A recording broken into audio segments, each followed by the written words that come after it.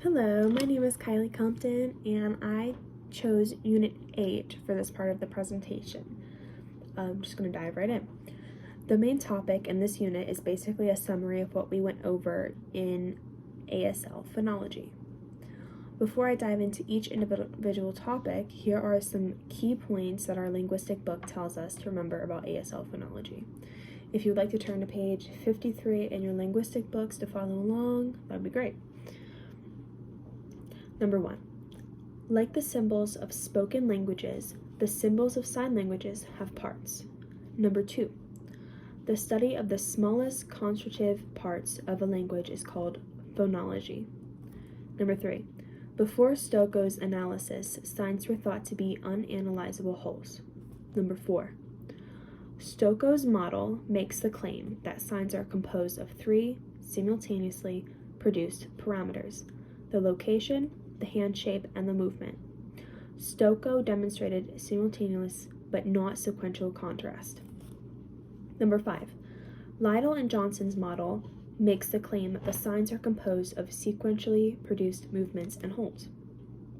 The hand shape, location, orientation, and non-manual information is contained in bundles of articulatory features. Sequential contrast can be demonstrated. Number 6. The movement hold model allows for the level of detail needed for the adequate description of sign structure and sign process in ASL. Number 7. The movement hold model demonstrates that the fundamental structure of sign languages is parallel to the fundamental structure of spoken languages. Stokoe stated that the structure of sign languages is fundamentally different from the structure of spoken languages. He supported this theory with his claim that the parameters are simultaneously produced. Number 8. There are phonological processes in ASL that may influence how the part of signs are produced or the order in which the parts are produced. Getting right into our specific units in this unit on the summary. There's really only one section of this unit, and it's labeled Perspectives on the Structure of Signs. Before Stokoe, signs were thought of unanalyzable wholes, but now, because of Stokoe's research, there's a way to identify and analyze signs in a whole new deeper level. Like, for example, let's take the word idea. Like I said in what I just read, there are 3 different ways in the Stokoe system to break down signs. There's location, hand shape, and movement. There's a chart on page 30, if you would like to turn to that and see what I mean, that will make this seem a lot less scarier. If you know how to sign this word, like idea or any other words, whenever you're dealing with Stokoe system, it'll help a lot easier. But if you don't know this specific word and how to sign it, it'll help you learn how to sign the word idea. So we have this illustration right here. What does this mean? This is Stokoe's system of how to write out a sign. So if you remember the 3 parts, we have location, hand shape, and movement. On that chart on page 30, it tells you this specific sign's location is on the forehead, right here, or upper face, as it says in the book. The hand shape is your pinky extended or in the shape of an eye, right here. And the movement is upward. Any word that you want to break down into Stokoe's system has a way to identify it with these symbols. So for instance, if you don't know how to sign the word idea, all you have to do is follow along with this. So the location is in front of your head, your forehead. Your hand shape is like the letter I, and your movement is going upwards. So idea. That's how you figure this out right here. Now, Lytle and Johnson had a different idea.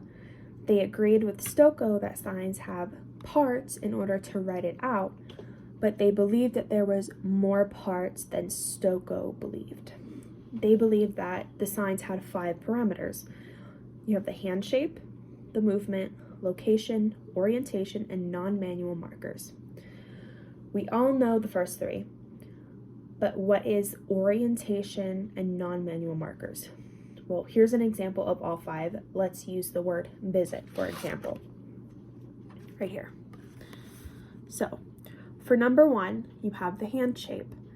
Your hand shape is going to be in the shape of a V, as it says. For number two, you have your movement. Your movement is going forward, so your hand's going to move forward. For number three is your location. When it's talking about location, it's different from Stokoe's system. This is Lytle and Johnson's system, remember. For their location, they mean which way is your palm facing. And here it says your palm is facing backwards. So you have the V shape, the forward movement, and the location of your palm facing yourself backwards.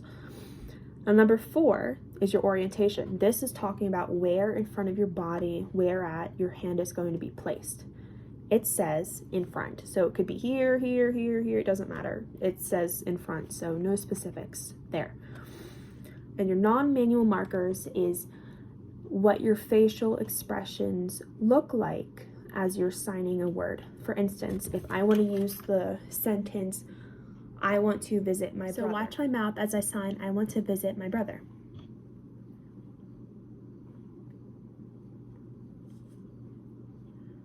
If you noticed, my mouth kind of looked like I was saying fuzz.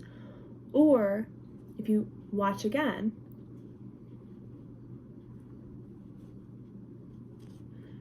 looks like I'm saying viz. So it's kind of like I started to say what I was signing, but I didn't finish it. That's how you sign, because whenever you sign to a deaf person, they can't hear you. So you don't really have to speak as you're signing, because they're not going to pay attention to your lips necessarily.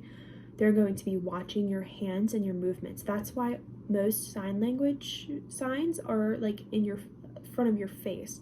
So that way they can watch, but also keep an eye on like your facial expressions to see like if you're surprised or sad or happy, like, you know, they don't get the emotion that we give out when we speak. So another thing is Lytle and Johnson, they did something else.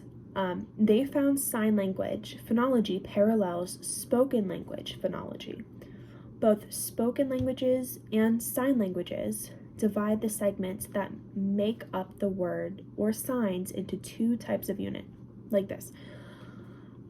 Consonants and vowels in spoken languages, and then there's holds and movements in sign languages.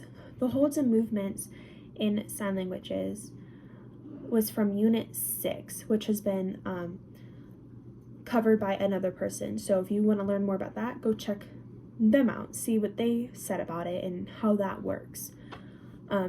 But finally, a last key point that your book tells you to remember is descriptions of the structure and use of sign languages and claims about how the phonology works are based on empirical observation and the formation of hypotheses that may end up being incorrect.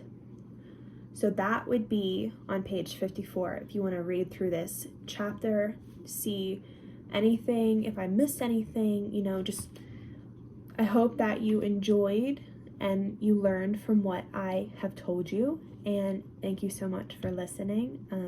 Have a nice day.